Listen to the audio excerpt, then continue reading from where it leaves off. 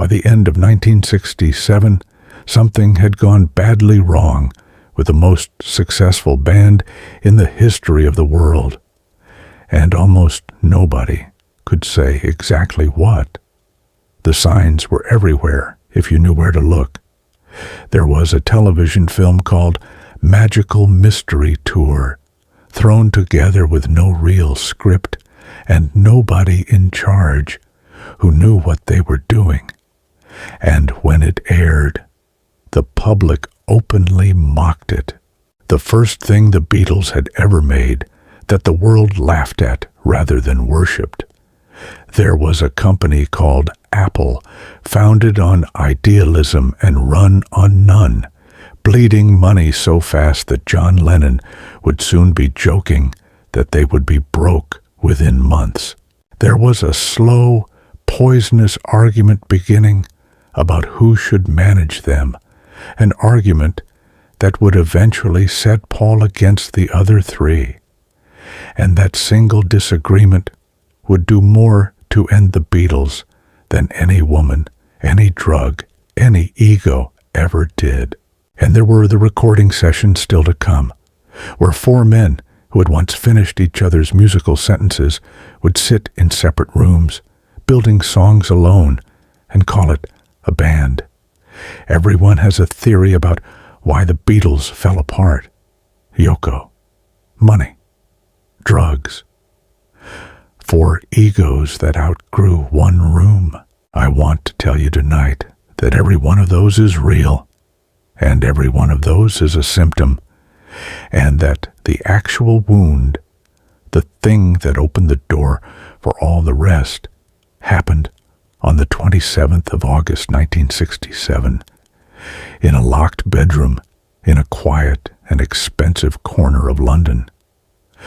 A 32-year-old man was found there, alone, dead of an overdose. His name was Brian Epstein. He was the only adult in the room, and when he died, the room had no adults left in it at all. You have to understand what this man actually did, because the Beatles themselves spent very little time explaining it, and that silence is part of the tragedy. Brian Epstein was a Liverpool record shop manager, a serious, anxious, impeccably dressed young man who walked into a sweaty basement called the Cavern Club in late 1961, watched four scruffy boys play in leather jackets, and saw something nobody with money had yet been willing to see. He did not play an instrument. He did not write a note. What he did was take the entire weight of the world off their shoulders so that they could remain for as long as possible four boys with guitars. He put them in suits. He taught them to bow. He carried their rejection for them, walking into one record company after another and being told, in one famous case, that guitar groups were finished. And he simply did not stop until a man at a small label said yes. Every contract, every tour, every negotiation, every disaster quietly handled before they ever heard about it, all of that was Brian. He was the buffer between the genius and the machine.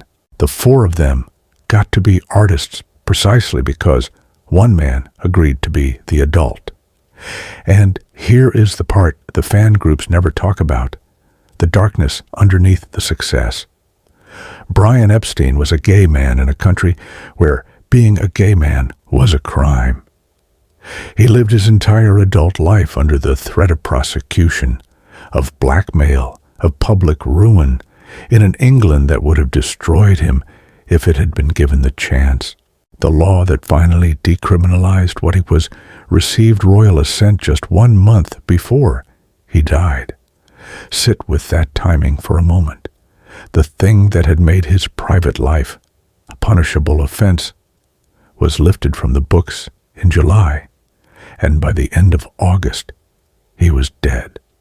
The coroner called the overdose accidental, a fatal accumulation of sleeping medication, and It may well have been, but whether the loneliness that killed him was an accident or not, the loneliness itself was no accident. It was the cost of carrying a band, a fortune, and a forbidden self all at once, with no one carrying him. Now, place his death on the calendar, because the timing is the whole argument. The Beatles had stopped touring a year earlier in 1966. They had become a studio band, which meant that the part of Brian's job that was most visible, the tours, the appearances, the screaming stadiums, had quietly evaporated, and he was a manager increasingly unsure of what he still managed. Then, in the summer of 1967, the band released Sgt. Pepper's Lonely Hearts Club Band, the record the entire world agreed was their masterpiece, the high noon of everything they were. 12 weeks later, Brian was gone. Read that sequence again, because it is almost unbearable in its symmetry. They reached the summit of their art, and in the same season, the man who had carried them up the mountain lay down and did not wake. They were never more brilliant and never more alone than in those 12 weeks. Lennon, who was rarely sentimental and almost never wrong about himself, said it plainly years afterward. He said that the moment Brian died, he simply knew, that they were finished. Not finished as musicians. They would make extraordinary records for 2 more years, but finished as a band, as a thing that could hold together. He understood, before any of the famous fights had even started, that the glue was gone, and that nothing they had was strong enough to replace it. They had spent their entire lives being protected from the practical world by one devoted, frightened, brilliant man, and they had never once had to learn how to do it themselves, because they had never once had to. So watch what happens next through this single lens, and the chaos suddenly makes a terrible kind of sense. Apple bleeds money because there is no Brian to say no. Magical Mystery Tour collapses because there is no Brian to bring in a real director. The management war erupts because, for the first time in their lives, they have to choose their own adult, and 4 people who have never made that decision cannot agree on it, and the disagreement curdles into the lawsuit that finally splits them. The separate rooms, the sniping, the slow drift. All of it is what happens to children who lose the one parent who ran the house and were never taught where anything is kept. The fighting that everyone remembers as hatred was very often grief that had nowhere to go. 4 men furious at a situation none of them knew how to manage, taking it out on the only people left in the room, which was each other. And this is the inversion I want to leave you with, because it changes what the breakup even is. We remember the end of the Beatles as the sound of 4 men who could no longer stand one another, a divorce, a story of egos and resentment, and a woman in the studio. I am telling you it may be closer to the truth to hear it as the sound of 4 orphans. They did not fall apart because they hated each other. They fell apart because the one person who had taught them to be a band had never taught them to survive without him, and could not, because he could not survive himself.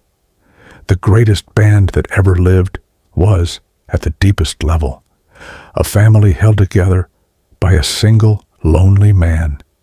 And when that man died alone in a locked room 12 weeks after their finest hour, the family did what families do when the parent is suddenly gone and the will is unclear. They grieved badly. They blamed each other.